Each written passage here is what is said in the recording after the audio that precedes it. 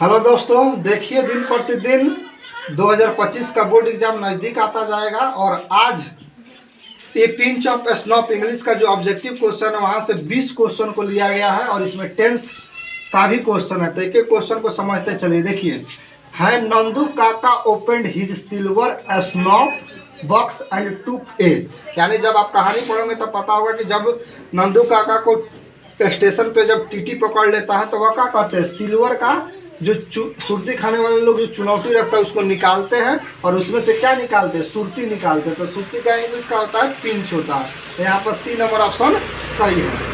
उसके बाद है नंदू काका went to visit dash minister. ये बताइए, नंदू काका जब आए थे तो वह किस मिनिस्टर से मिलने आए थे, किस मंत्री से मिलने आए थे?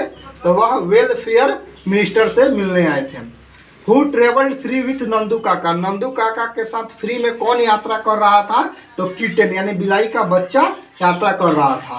नंदू काका हैड टेकन, नंदू काका जो थे वह कितने दिनों की छुट्टी लिए थे? तो देखिए 2 डेज यानी 2 दिनों की छुट्टी लिए थे। उसके बाद 5वां नंबर क्वेश्चन है नंदू काका वाज ऑथर्स, यानी नंदू काका ऑथर के क्या थे? तो नंदू काका ऑथर के मैटरनल अंकल थे यानी मामा जी थे। ठीक है। उसके बाद देखिए, नंदू काका ट्रेवल्ड इन, नंदू काका ट्रेवल कर रहे थे ट्रेन में, तो किस एसी बोगी में थे? तो सेकेंड एसी में ट्रेवल कर रहे थे। उसके बाद है मनोहर मालवंकर इज एन राइटर, यानी मनोहर मालवंकर कहाँ के राइटर थे? इंडियन थे, अमेरिकन थे, ब्रिटिश थे? तो ध्यान रखिएगा कि मनोहर मालवंकर जो है इंडियन राइटर थे। उसके बाद है 8वां number question, a pinch of snuff, यानी ए पिंच ऑफ स्नॉप क्या है? नोवेल है, पोयम है, शॉर्ट स्टोरी है? तो ए पिंच ऑफ स्नॉप क्या है? तो यह शॉर्ट स्टोरी है। नंदू काका was a very dash man, ये बताइए नंदू काका कैसे आदमी थे? तो नंदू काका बहुत ही चालाक यानी क्लेवर आदमी थे। उसके बाद है the speaker put on his white Jodhpuri coat and the turn. यहाँ पर देखिए, जब वो मंत्री से मिलने जाते हैं तो भाड़े पे क्या करते हैं, उजला रंग का कोट लेते हैं और नारंगी रंग का पैजामा लेते हैं। तो इसलिए यहाँ पे ऑरेंज ऑप्शन सही है। उसके बाद देखिए, नंदू काका took out his cheque book and wrote a cheque, Nandu काका कितने रुपए का चेक प्राप्त करते हैं? तो नंदू काका 1000 रुपये का चेक प्राप्त करते हैं। उसके बाद देखिए 12 नंबर क्वेश्चन है नंदू काका इमरजेंसी ऑलवेज टर्न, यानी नंदू काका बोलते बोलते जब फंस जाते थे तो वह क्या करते थे? अपने मदर टंग मातृभाषा बोलने लगते थे। अब आइए इधर ग्रामर का क्वेश्चन है। देखिए, यह क्वेश्चन सिंपल प्रेजेंट टेंस से लिया गया है। सिंपल प्रेजेंट टेंस में आप पढ़ेंगे कि Kajal always dash chapati in his dinner. आप जब पढ़ेंगे तो आपको बताया गया कि ऑलवेज जिस सेंटेंस में रहता है वह sentence present simple present tense का होता है और सिंपल प्रेजेंट टेंस में आपको पता होगा कि सिंगुलर नाम के साथ V5 लगता है। तो यहाँ पर बी नंबर ऑप्शन सही है क्योंकि यही V5 है।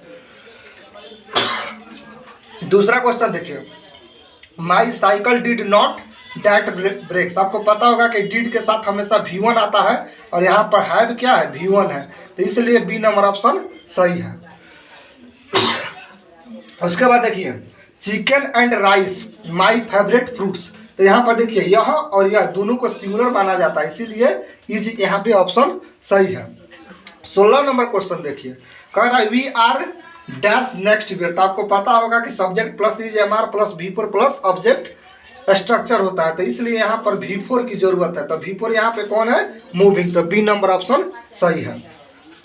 They fill in the blanks wrong back yet. यहाँ पर देखिए, यहाँ पर जो वर्ब आया हुआ भीतरी है और भीतरी जिसके साथ रहता है उसके साथ क्या लगता है? हैव लगता है या तो हैज लगता है। तो यहाँ पर देखिए, दे के साथ हैव लगता है। तो यहाँ पर बी नंबर ऑप्शन सही है, they have not back yet. 18 number question देखिए, fill in the blanks your father got a nice car. Got यहाँ पे क्या है? भीतरी है और जब भीतरी रहता है तो हैज या हैव लगता है और हैज और हैव में क्या होगा? तो योर के साथ हमेशा हैव लगता है। तो यहाँ पे हैव यानी ए नंबर ऑप्शन सही है। 19 नंबर क्वेश्चन देखिए, करा do you fill in the blanks anything, यानी डू क्या है? यहाँ पर आपको स्ट्रक्चर याद होगा, डू या does plus subject plus V1 plus other word. तो यहाँ पर डू के साथ क्या लगता है? V1 लगता है, इसलिए नीड सी नंबर ऑप्शन सही है। लास्ट क्वेश्चन है और ये जितना भी क्वेश्चन कराया गया सब आपके लिए इम्पोर्टेंट है, इसको ध्यान से देखिए और समझ के एग्जाम देने जाइए। देखिए, I fill in the blanks speak Spanish. यहाँ पर देखिए यह V1 है, तो आपको पता है कि सब्जेक्ट प्लस डू या does plus V1 plus object formula होता है, तो यहाँ पर डू की जरूरत है। तो यहाँ पर ए नंबर ऑप्शन में ही डू है, तो यहाँ पर ए नंबर ऑप्शन सही है। I do not Spanish speak Spanish. तो इस तरह से आपका टेंस और ये पिंच ऑफ स्नफ दोनों चैप्टर का ऑब्जेक्टिव रिवाइज हो गया इस वीडियो के माध्यम से।